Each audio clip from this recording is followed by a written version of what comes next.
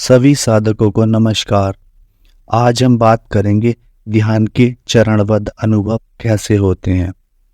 ध्यान की प्रारंभिक अवस्था में कैसे अनुभव होते हैं, ध्यान के मध्यांतर में कैसे अनुभव होते हैं और जब आप ध्यान के करीब होते हैं तब कैसे अनुभव होते हैं।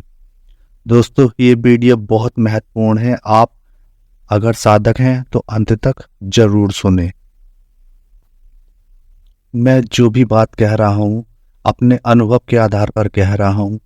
आपको अगर पसंद आती है तब ठीक है और नहीं आती है तब भी ठीक है। फिर आप स्वतंत्र हैं अपना निर्णय लेने के लिए।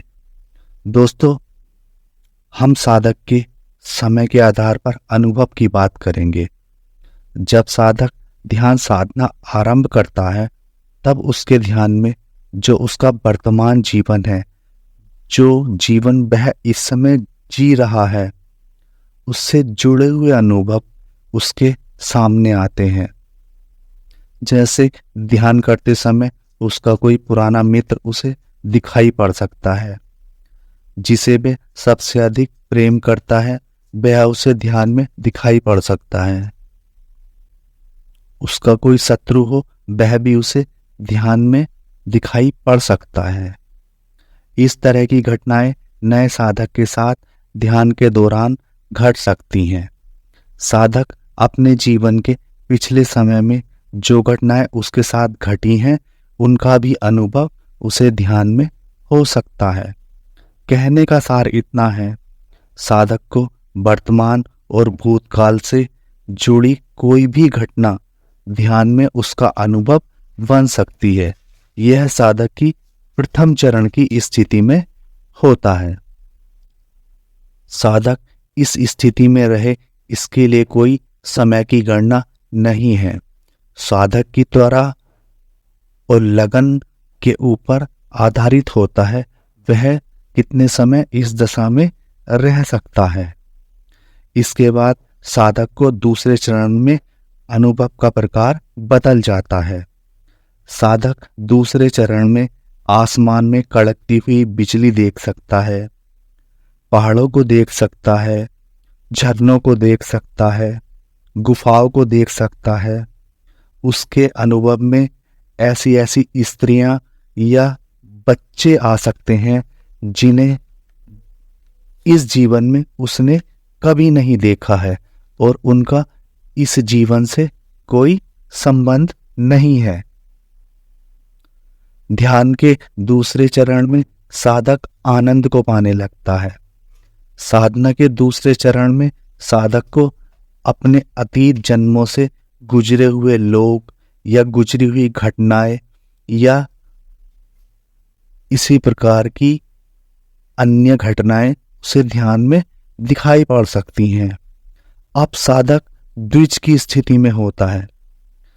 साधक की जो दशा होती है वह द्विज की स्थिति होती है, क्योंकि अब वह न पुराने जीवन में होता है और न जो उसके सामने भविष्य में ध्यान से प्राप्त होने वाला जीवन आएगा वह उसमें होता है। अभी उसकी स्थिति बीच की होती है। इस समय पर साधक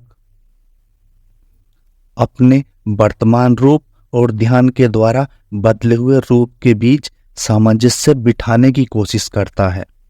साधक इस चरण में रंगों को देख सकता है, प्रकाश को देख सकता है, ध्वनियों को सुन सकता है।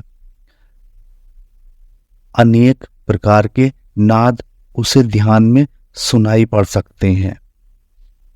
आपने अक्सर मेरे मुंह से सुना होगा, ध्यान से आपकी समझ बढ़ेगी। दोस्तों, यही वो समझ है जब साधक की समझ बढ़नी शुरू होती है और सब कुछ बदलना शुरू हो जाता है। इस चरण के बाद ध्यान आपके व्यक्तित्व पर तलवार लेकर टूट पड़ता है। अब साधक उस जल की तरह हो जाता है। जैसे जल रुका हुआ है तब साफ है, जैसे ही किसी ने जल को हिलाया वो गंदा दिखाई पड़ने लगता है। इस समय पर साधक को बहुत समझ से चलना पड़ता है, क्योंकि मनोभाव इतने आश्चर्यजनक रूप से बदलते हैं।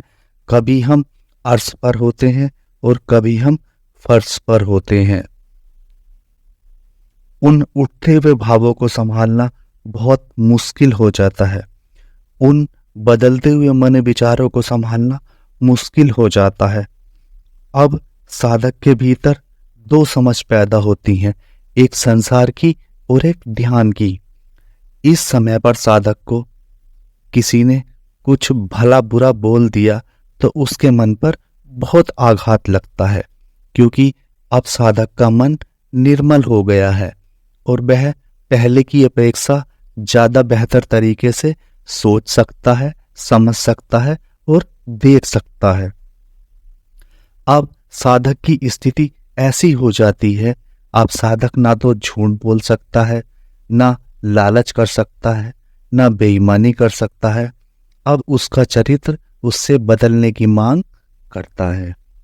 अब इसके बाद आता है दोस्तों तीसरा चरण, जहां साधक पुरानी बुराई को समाप्त करके नए रूप में प्रवेश करता है। इस चरण में साधक की बोलचाल, रहने का ढंग, समस्त रूपांतरण होता चला जाता है। साधक के अंदर सारे बदलाव हो जाते हैं और वह सद्विचारों को अपने भीतर ग्रहण कर लेता है। जैसे मैंने आपसे कई बार बोला भी है, ध्यान आपके आचरण में उतरने लगेगा। तो दोस्तों ये वही समय है जब ध्यान आपके आचरण में उतरेगा। मेरे अनुसार आपको इस चरण में ध्यान करते समय ऐसे आभास स्पष्ट महसूस होने लगेंगे जैसे आप प्रभु तक पहुंचने ही वाले हैं। इस समय ध्यान की स्थिति में आपको चक्र दिखाई पड़ सकते हैं, त्रिकोण दिखाई पड़ सकते हैं, शक्तियों के पुंज दिखाई पड़ सकते हैं।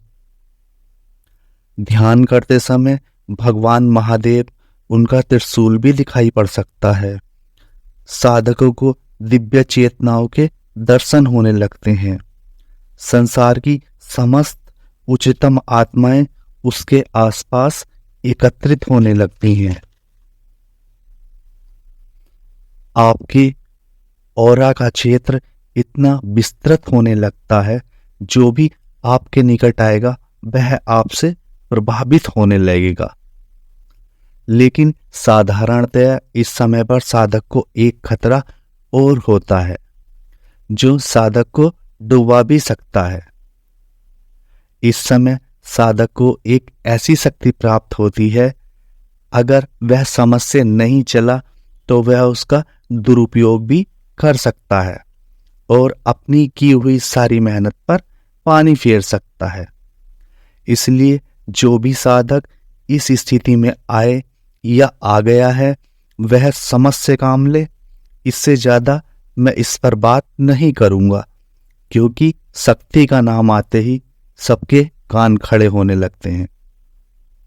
अब जब साधक को ध्यान की घटना के करीब आने लगता है, तब साधक को ध्यान में अनेक बुद्ध पुरुषों के दर्शन होने लगते हैं। बुद्धों का शरीर सूक्ष्म शरीर की तरह साधक को ध्यान में दिखाई पड़ने लगता है। जब साधक के सामने ऐसी स्थिति आ जाए, तब साधक को समझ लेना चाहिए अब बुद्धत्व उससे दूर नहीं है और जल्दी ही उसके जीवन में ध्यान की घटना घटेगी। संपूर्ण जीवन परमात्मा के चरणों में समर्पित कर दे। इस समय पर साधक के साथ ऐसी स्थिति आ जाती है, अगर वह कुछ बोल देता है तो वह बात सत्य हो जाती है। आपने अक्सर सुना होगा, जो भी सिद्ध पुरुष बोल देते हैं वह बात सत्य सिद्ध होती है। तो साधक के पास इस तरह की शक्ति तीसरी स्थिति में ही आती है। लेकिन इस समय पर साधक इतना निर्मल और स्वच्छ हो जाता है कि अब किसी को बुरा कहने की उसकी क्षमता ही नहीं होती है।